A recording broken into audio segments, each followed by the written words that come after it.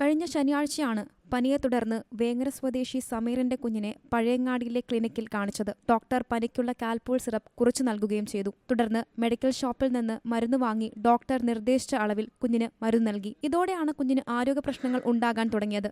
പിന്നാലെയാണ് മെഡിക്കൽ ഷോപ്പിൽ നിന്ന് മരുന്ന് മാറി നൽകിയെന്ന് മനസ്സിലായത്.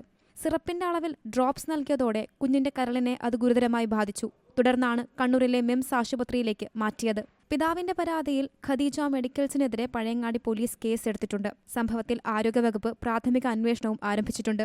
അതേസമയം ഗുരുതരാവസ്ഥയിൽ തുടർന്ന കുഞ്ഞിന്റെ ആരോഗ്യനില മെച്ചപ്പെടുന്നുണ്ടെന്ന് ആശുപത്രി അധികൃതർ അറിയിച്ചു. മരുന്ന് അധികമായാൽ ഗുരുതരമാകുമെന്നും കുഞ്ഞിന്റെ കരളിനെയാണ് ഓവർഡോസ് ബാധിച്ചതെന്നും കണ്ണൂർ ആസ്റ്റർ മിംസിലെ ഡോക്ടർ നന്ദകുമാർ വ്യക്തമാക്കി.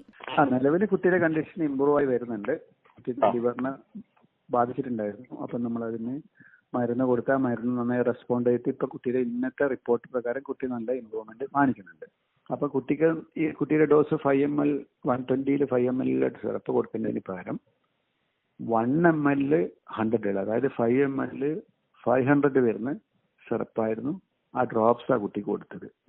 See Malayalam news, Kannur.